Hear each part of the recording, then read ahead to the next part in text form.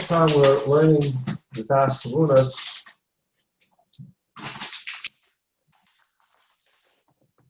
we're looking at a page from the Machon Ramchal Daas Tevunos that was sent out by scan last week. Looks like this. It's a page from the Ramchal Daas Tevunos as printed by the Machon Ramchal. And we're specifically looking at footnote 15. And footnote 15 is a quote from the Ramchal's Adir Bamora. The way the Machon Ramchal prints their Sfarim, every year they come out with a new Sefer of the Ramchal. Of course, he wrote it in the 1700s, but they're reprinting them now with a certain type of commentary at the bottom. And their commentary is, besides explaining the Ramchal, they also find in other Sfarim of the Ramchal places where he discusses the same subject matter, and they quote it usually verbatim at the bottom of the page. You can get a complete picture. So if the Ramchal says something in Daas Tevunos that he also discusses directly or indirectly in Adib Amorim or Derech Hashem or Mesilas Yesharim, they'll quote it at the bottom of the Sefer. So I just use this sheet because it's an easy way for everybody to follow Adib Amorim. This is it's a direct quote from the Adib Amorim, but it's not the whole Adib Amorim. It's selected pieces from this Adib Amorim. This is an Adib Amorim that talks about the Guf and the Neshama, which is the subject we're discussing. The tachlis of the neshama in the guf, where the guf comes from, hastoris panim, where the neshama comes from, ha'oris panim, the neshama controlling the guf, or chas v'shalom, the guf controlling the neshama, the olam hanashamas, the tachlis of the neshama coming into this world is to go into the guf and work in the system, the perfectly imperfect world, the perfectly imperfect guf, and to lift it up to the extent you can in the 120 years that a person's given. Of course, you can't get to the level you want to because of the Eitz Hadas Tov Ra infection in the guf, which needs to decompose and release that tumor, and then at Tchias HaMesim, the guf and the shama come back together. And that's a very quick one-breath summary of what we did for about 10 days. And here the Ramchal in the Adib Amorim is focusing on the trick that the guf can play on us.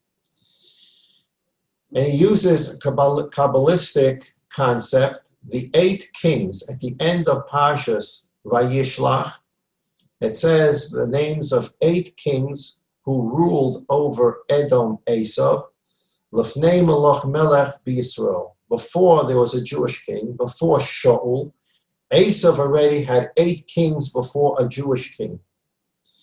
In Kabbalah, they talk about this idea, for our purposes here, Guf and Neshama, that in order for the Jewish king to arise, who's the Jewish king? Shaul.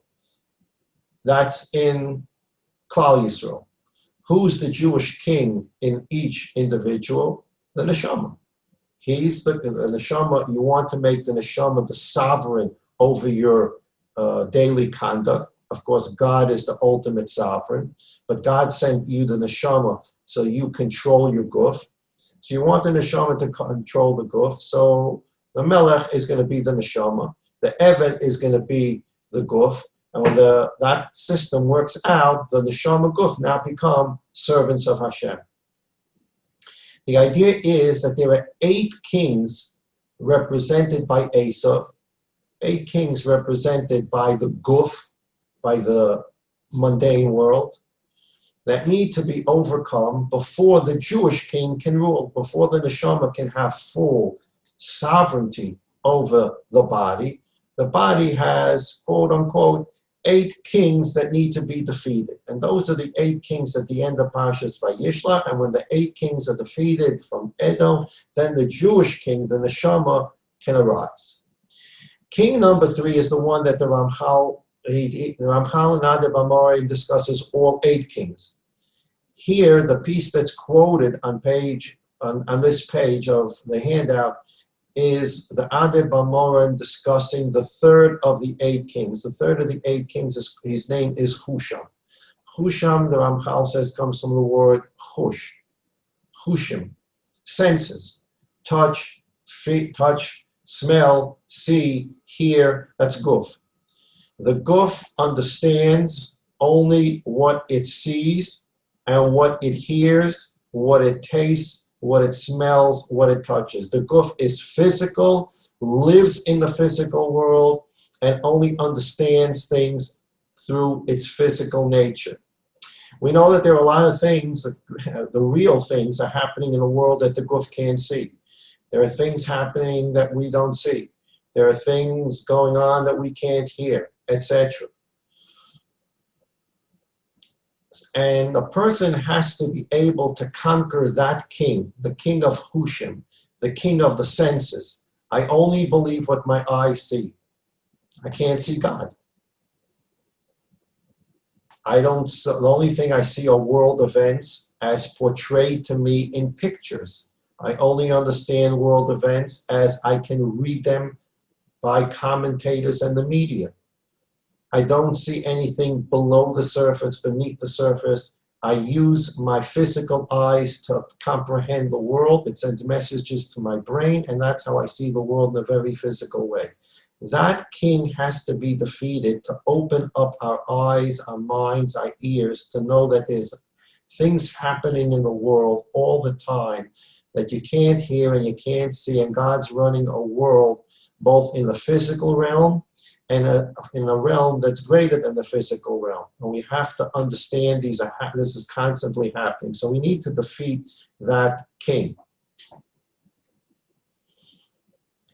So the Ramchal called the physical darkness. It brings darkness to a person. He really doesn't see what he needs to see.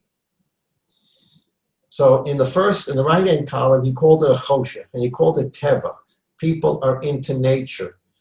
People are into the sciences. The sciences, we explained last week what science based on. Observation. If I can see it, I can then develop a hypothesis around it, and I can then move on and say that if you put litmus paper in a base, it turns blue. If you put into an acid, it turns red, or vice versa, whichever the rule is. I do this 1,000,000 times, and every time I put it into a base, it comes out blue. Every time I put it into an acid, it comes out red. Conclusion, this is absolute physical reality. Base makes blue, and acid makes red. And that's how the world of science works. It works through observation and cause and effect. The world of the Ribono Shel Olam, he created this world, but there's a world that he controls that is not subject to all these rules. The concept of a miracle is a concept that says the cause and effect that you're used to, I'm going to suspend. You're used to water flowing, that's the rule of nature. I'm going to split the waters and people are going to walk through it. You're used to a fire going up, I'm going to make fire go down. You're used to this, I'm going to change it. Water should be transparent and drinkable, I'm going to turn the water into blood. So the Ribono Shel Olam suspends these rules which he himself made in the physical world because he controls the world and the physicality in the world. But people sometimes get stuck that the physical world is the absolute world and it's the only true world. And you have to conquer that king, the third of the 8 kings, to move up to a greater sense of vision. So now in the left-hand column, in the second paragraph, the Ramchal says, Kine Kosov, there's a pasuk in Iyov that says, Ha'ene basalacha, do you only have human physical eyes? Im kirois enosh tireh, the only thing you can see is what the average human being sees. Lift yourself up. V'zeh, and this, the Ramchal is now explaining the pasuk. Mi kiksharatza ha'ein soif baruch hu lahagbil yediyas b'nei adam. When the Ribono Shel Olam wanted to limit what man can know, what did he do? Some hachushim lineshama. The Ribono Shel Olam created the senses for the neshama. The neshama goes into the guf. The neshama, before it goes into the guf, is a chelik elikim imal. We learned about this when we talked about the Ribono Shel Olam has no component parts. The Rebbeinu Shalom sees, but he doesn't have eyes. He hears, he doesn't have ears. So how does Rebbeinu Shalom hear? Because he hears. Excuse me, how does he see? He sees. What part of him sees? What part of him hears? There are no parts. He sees, he hears. And this is something the Rambam says in Hilchos Yisod Torah we can't understand, but that's how it operates. The Rebbeinu Shalom sees and hears, and yet there's no particular part of him that sees and hears because he has no parts. When the Rebbeinu Shalom takes the Chelik Elokim Imal, the Neshama, which before goes into the Guf, it can see, Chazal tell us, Misofa Olam Vad Sofa. The Neshama can see from one end of the world to the other end of the world. It's not Mukbal, it's not limited, it's not Mitzumtzam, it's not constricted. And now you take this Neshama and put it into the Guf. How does the Neshama see now? Through human eyes. Are the human eyes making the Neshama, giving the Neshama better vision, or is it limiting and constricting the Neshama's vision? It's a tzimtzum. Everything that happens to the Neshama when it goes into the Guf is a tzimtzum. The Neshama used to be able to see from one end of the world to the other. Now it goes into a body that has to see through eyeballs and will have, in Yetz Hashem, 20/20 vision, the Seder. But it's a tremendous limitation on the Neshama. The Neshama, before it went into the Guf, it's able to hear from one end of the world to the other. And now you put it into the Guf. What do the ears do for the Neshama? It helps the Neshama hear. It does not help the Neshama hear. It limits that which the Neshama can hear.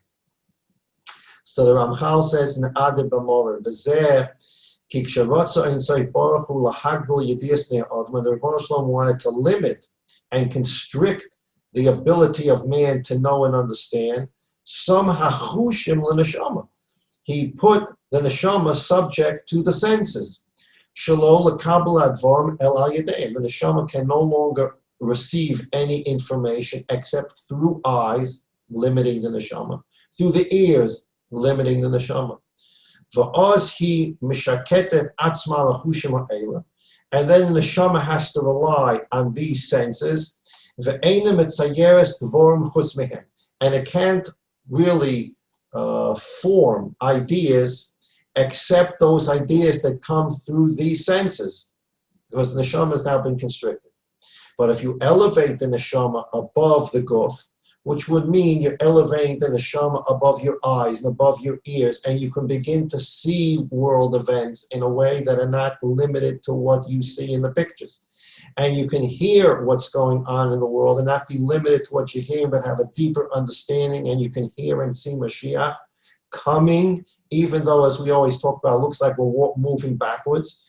People can see in every event we're actually moving forward. They can hear in every piece of news we're moving forward. V'tira, you'll see, the Shama itself, before it comes into the Guf, is not dependent, is not subject to any senses. V'ozroa hakol, the Neshama can see everything before it's in the Guf. It's a chelik elikim imal. V'shamas hakol, it hears everything. Ta'ayna royas hanishma v'shamas es hanira k'moish omer hakosav ala'om royim es hakolos. When the Jews accepted the Torah around Har Sinai, it says v'chol ha'om roim es hakolos.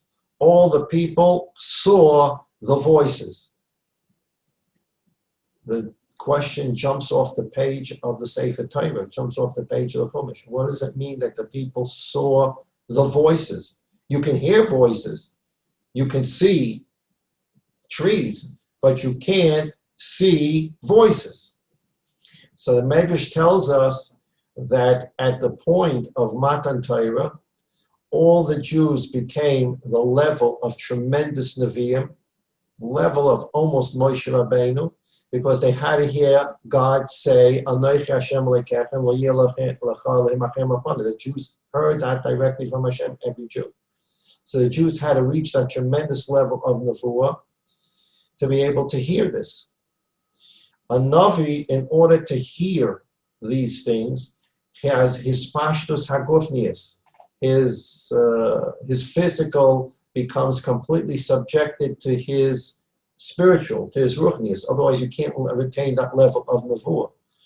So at the moment of Kabbalas HaTorah, the Jews were so lifted up as the highest Navi, like a Moshe Rabbeinu, and there's no longer a distinction between the body and the soul. It all becomes sort of one, or the body becomes so subjected to the neshama that it no longer is interfering with the neshama. At that point, the neshama is almost reaches the level of where it was before it was in the body. It can see without the guf. It can hear without the guf, and therefore there's no component parts. So you can see the voices. You don't have eyes. You don't have ears. You're at the point where the neshama is a neshama, and it's not limited by the guf's eyes and the guf's ears. The neshama is now really the chelek elokimi mal, not subjected to the guf. So at Matan Torah, at this level of nevuah, they can hear, they can see the voices. What do you mean you can see the voices? Your eyeballs can't see voices. We're not talking about using eyeballs here. When you're not using component parts, just as we say, lahavdil by God, God hears. Through his ears? No, he sees, he hears because he's God. He sees. Through his eyes? No, he's God. When a person at Matan Torah was lifted up this tremendous level of nevuah, you can say he can see the voices, but eyeballs don't see. But we're not talking about eyeballs here. We're talking about something that sees. The neshama sees. It doesn't need eyeballs, and therefore it sees what is a voice, and it can hear what is sound because there's no component parts. Here, the five senses come all together because there's no eyes, ears to break it down into component parts. And now when a person reaches that level, he knows things as they really are, not as the physical eyes and the physical ears see and hear it. Not which is formed through the vessels. Not which is formed through the vessel of the eyes or the vessel of the ears. They know it because it is an understanding that comes without the limitations of the physicality, eyeballs, and ears. They understand it as it really is, not through the optical illusion that the eye plays on us. And therefore we find that Nevi'im left their senses. They were Yotze Me'ahushin, except for Moshe Rabbeinu, exception. In order to be a Kabbalah Nevuah. They basically left, they came into a state, Nevi'im, when they saw these tremendous, tremendous visions, they went into a state of Psikas Hahushin. Their senses stopped operating, and sometimes there was, we call it a chozet, he saw, but there was, we can't describe, we know what it is, Hispashtus Hahushin. They were no longer living in a world of eyeballs and ears. God was transmitting information to them directly, not through eyeballs, not through ears. It was going directly from the Ribono Shel Olam to them. Ve'elu hein ene habasa v'ozne ha'chershim shehem drochim shehupelu l'neshama shaloi sekabel hadvorim el b'darkam ha'elu. The eyes, the ears, etc. were only put in, the neshama was only put into the body with these things that the neshama would be limited in its understanding, because if it understood everything perfectly, again, you don't have bechira. So by seeing things in a human way and hearing things in a human way and not getting the full perspective, you now have a lot of work to do on yourself to be able to understand things as they are objectively and truthfully, not the way your physical eyes and physical ears see and hear them.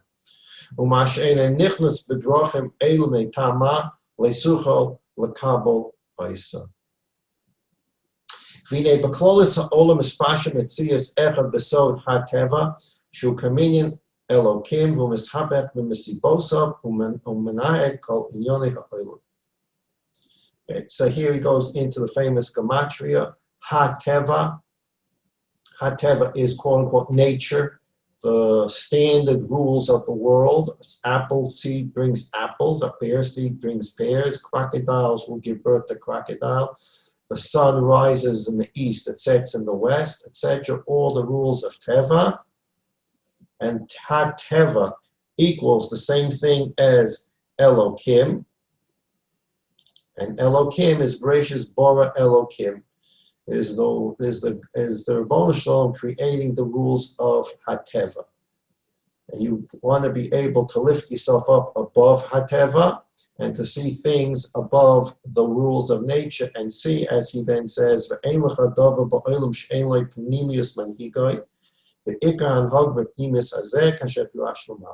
ikka way the world is run is not by what you're watching with your eyes and what you're hearing with your ears. It's inside. There's a panemius. There's inside a God who's running all these things, who's not visible to you, and he's guiding every single event and every single moment in history. He's guiding it to its ultimate course, which is the Gilui Hayichud, the perfection of the world, as we learned earlier in the Daas Tevunos. So this is the third of the 8 kings, Chushim, the king of physicality, the king who wants you to run your life according to the way your guf and your 5 senses see and hear things. And that's a king that needs to be overcome on the path of making the first Jewish king, Lefnei Malach Melech Yisrael, making the Shama the king over your life.